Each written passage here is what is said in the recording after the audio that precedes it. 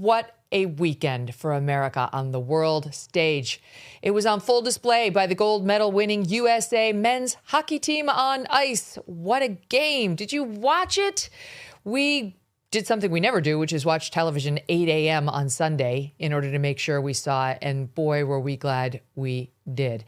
In bars and other locales across the nation, you could clearly and passionately, in the voice of President Trump, hear when he called them up to congratulate them. You know, you could hear his joy and his exuberance, and we all felt it. From the guys at the bar with the ales to the guy in the White House with the red phone, calling them up and making sure they knew how proud we were of them. I couldn't get enough of it. It was very funny. Will Cain of Fox News tweeted out something like, my wife at 9:30 this morning didn't know how many periods there were in hockey and really had absolutely no idea what was going on. By 10 a.m.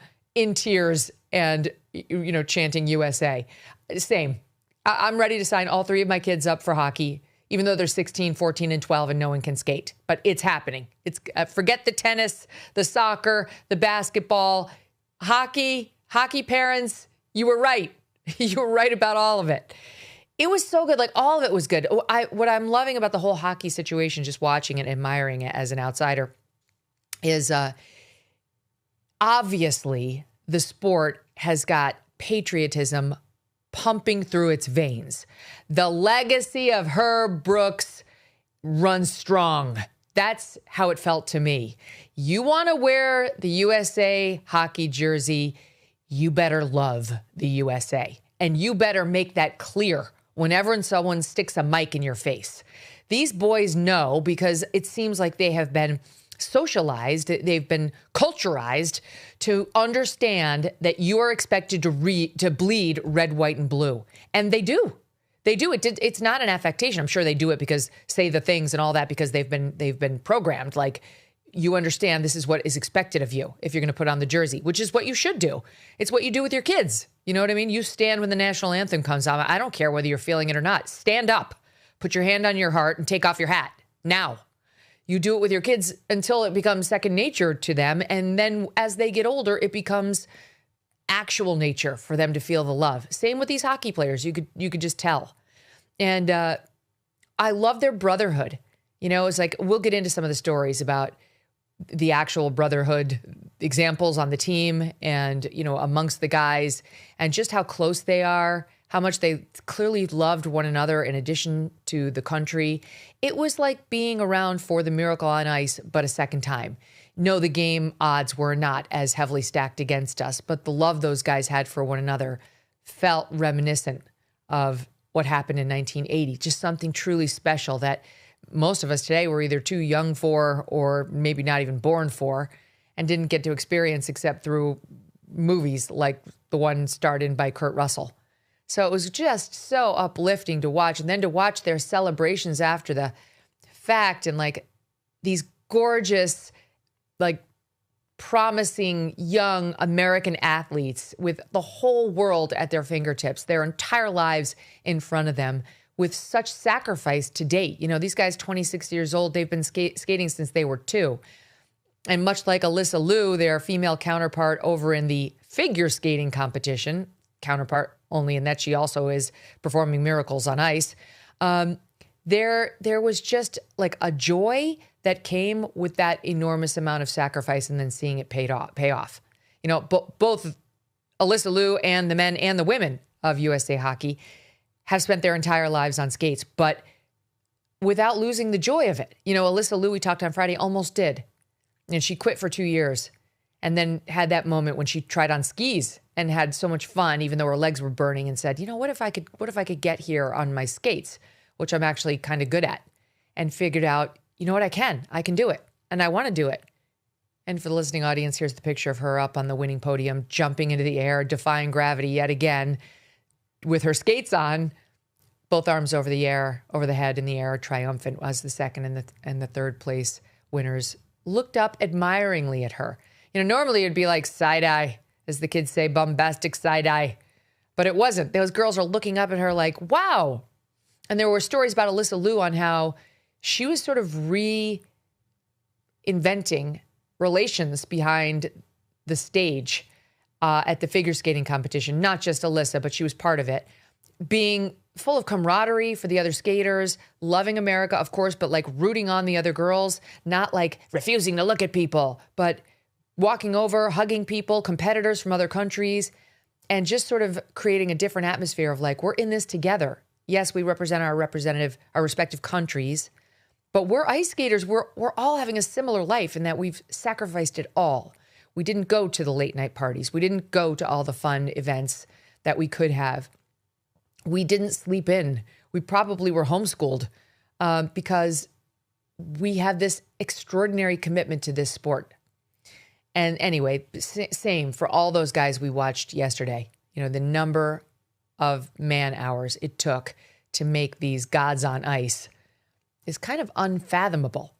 Now, we're going to walk you through all the insane moments, the great ones that made us cry and cheer and feel connected to one another through that TV box, and the insane ones that made us laugh out loud, like the Huffington Post feeling, quote, discomfort at all the patriotism. They're very upset that you may be experiencing cognitive dissonance between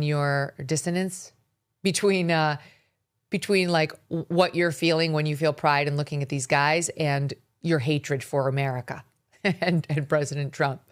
Okay, so let's go back. The big win this weekend, yesterday, it happened exactly 46 years after the 1980 Miracle on Ice, when U.S. men's hockey beat the Soviet Union in the 1980 Lake Placid Olympics. Remember? The U.S. team is depending a little bit too much now on Jim Craig. He's making too many good saves. Eruzione! Mike Eruzione!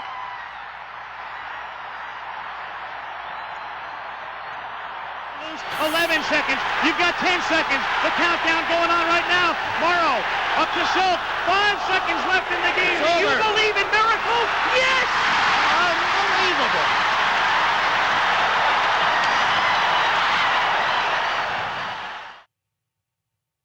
Oh, such a great story. Al Michaels, who called the game kind of like part of American history in the way he came up with that line and used it at just the right time. That, of course, wasn't even the gold medal round. That was the semifinals, I think, and we beat Finland for the gold. But the big contest was always going to be the Soviets. They had crushed everybody. They were inhuman. We were a bunch of knuckleheaded college kids at the time, so before we were using our pros in the Olympics. And no one thought we could do it. Even we didn't think we could do it. Seems like only Herb Brooks thought we could do it. And as documented in the movie Miracle, he made himself the common enemy of those guys to get them to get along, because they were all fighting against each other in their respective college programs and had come to like demonize one another based on the region they were from, you know, the schools that they attended. And Herb was such a prick and so hard on the team that they all turned on him, which was by design. Now, of course, they all, you know, came to adore and love Herb Brooks, and it's all legend what he did with them. Many documentaries about that team, the Kurt Russell movie, which is not to be missed. I mean, like, I think that might be the number one movie I've enjoyed watching with my kids. They love it too. All those sports movies, you know, like Seabiscuit, Secretariat, Rudy.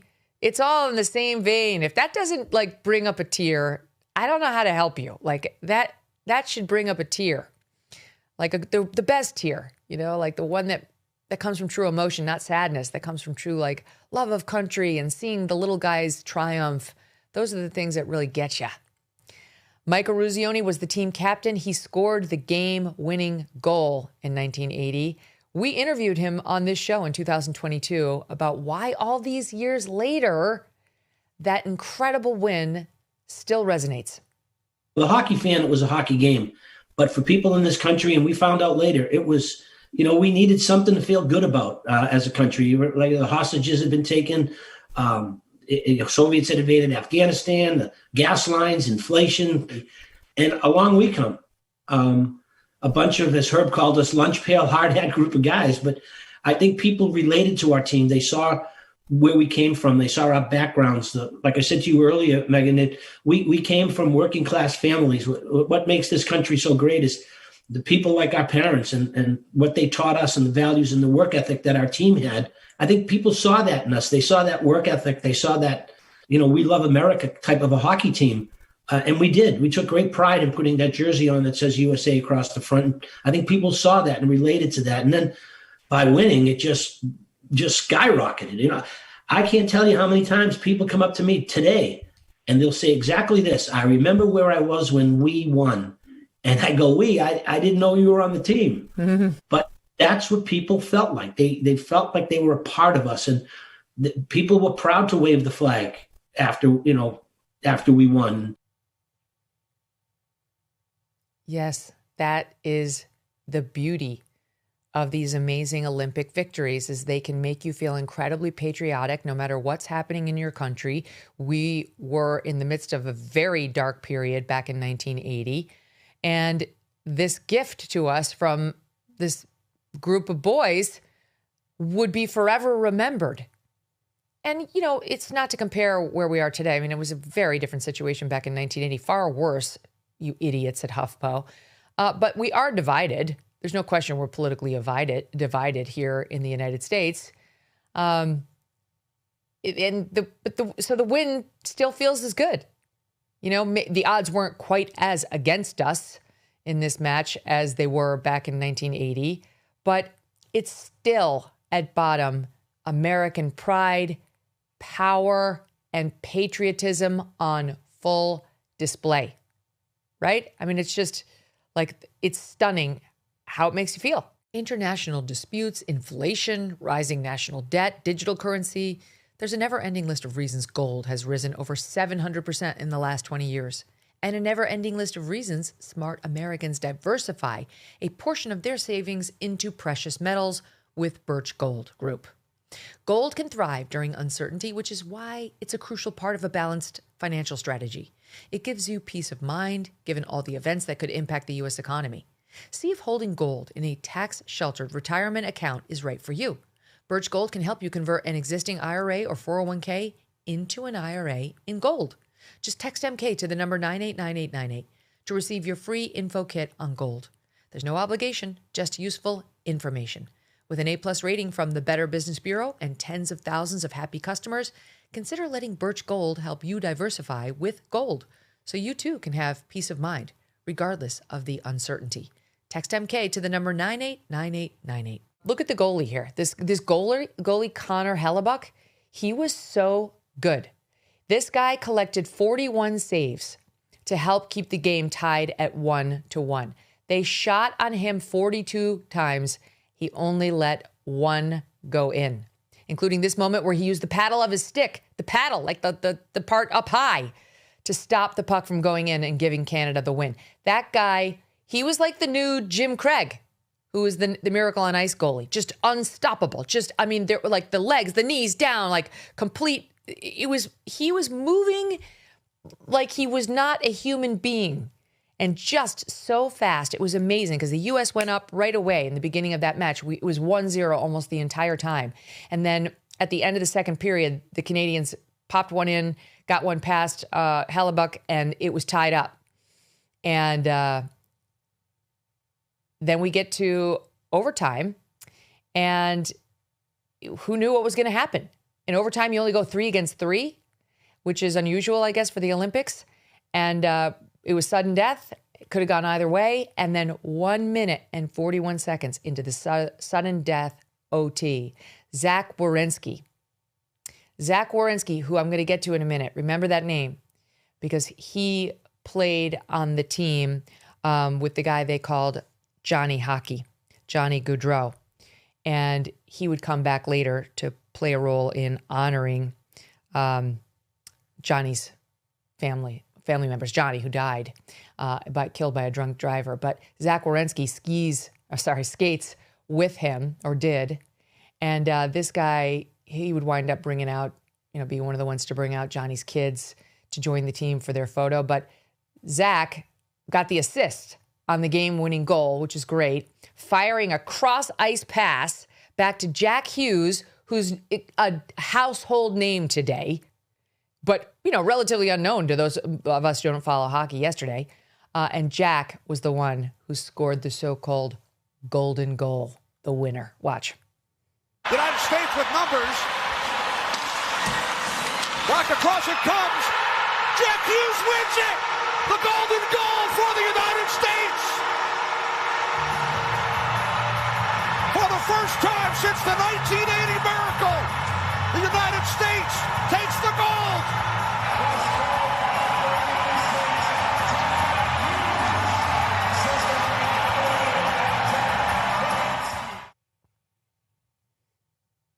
Amazing. Look at their pure joy at winning. Helmets went flying. The hugging. I mean, it was less than 1 second for those boys to run out on the ice. They knew immediately when that puck went in. You know, for some of us not used to watching hockey, it goes so fast. You're like, what, is the puck in? What, did we got a goal? Oh my God, we won. Those boys know in less than a split second, they were on the ice with the helmets off and rushing Jack and the entire team rushing onto the ice to have that moment together. It was magic for them. It was magic for all of us sane people in the country. Here are some of the celebrations that rang out here at home.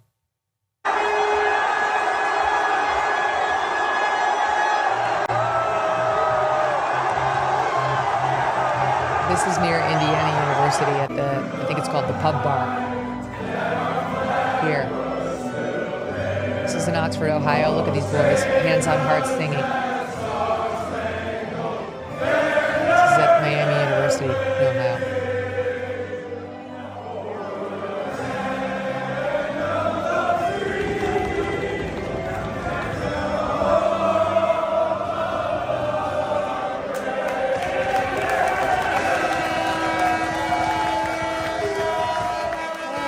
Amazing.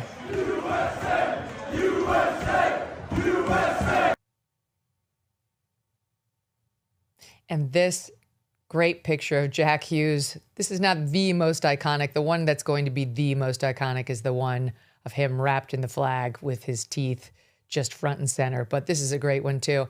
He chipped his tooth during the game. No, not his tooth. Teeth. During the game after he took a high stick in the face from a Canadian player. I mean, it's amazing because they wear mouth guards, but they don't always protect the mouth. He was bleeding all over his mouth. You could see like his 3 top teeth kind of gone, sliced diagonally. And later showing it off with pride, he felt no pain. He felt absolutely no pain. He felt only the weight of gold around his neck. Hughes and other members of the team, including his brother Quinn. He has a big brother, Quinn, who plays NHL hockey, and he's got a younger brother who also plays NHL hockey. He's named Luke. So there's Luke, Jack, and Quinn Hughes, and what a dynasty the Hughes parents have produced for us Americans. They're celebrating the team, draping the American flag over their shoulders, as we've seen all of our athletes do after they've won medals in these games. And when the moment came to sing the national anthem on the world stage, no one phoned it in, no one grimaced, no one sat looking pained without their hand on their heart. No one took a knee. Watch.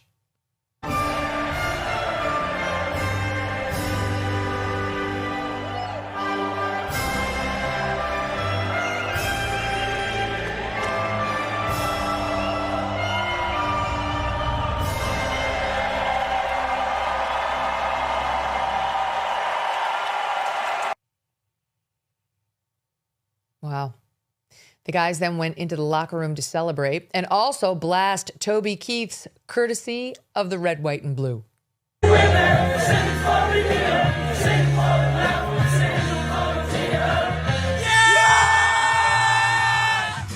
go!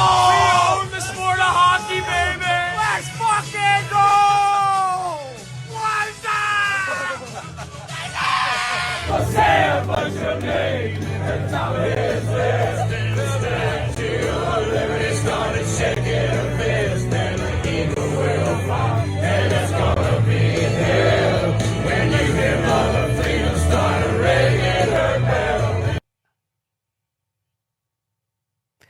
That was amazing. That was so great. They all have these like light blue goggles on. I guess they've been wearing them in the Olympic Village, but that kind of made it even cooler. They're all feeling zero pain at this point, chugging beers and dancing around. And you heard the Toby Keith and also a little Aerosmith at the top there.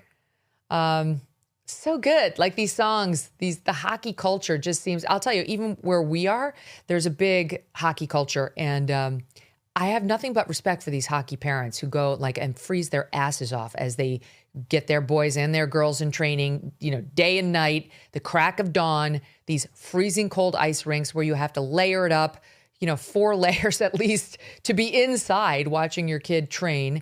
And then I'll tell you what, the tailgate culture, notwithstanding the fact that it's 20 below with the wind chill, man, they're out there.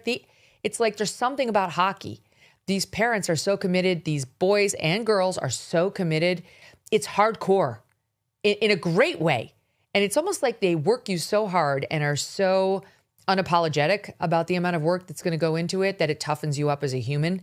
I think both the parents and the kids, there'll be no whining in hockey. That's what seemed clear to me from watching everyone yesterday, just getting like a bird's eye peek into the culture and having seen a bit of it at our school. Like great guys, great families who love America. They don't F around when it comes to their partying, their celebration around the sport, or the hard work that it takes to produce a champion. And those guys yesterday are champions.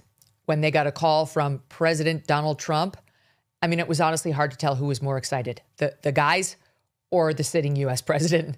Watch. By the way, your goalie played not bad. How are you? Say hi. How are you? Say hi to him. How you doing, Don?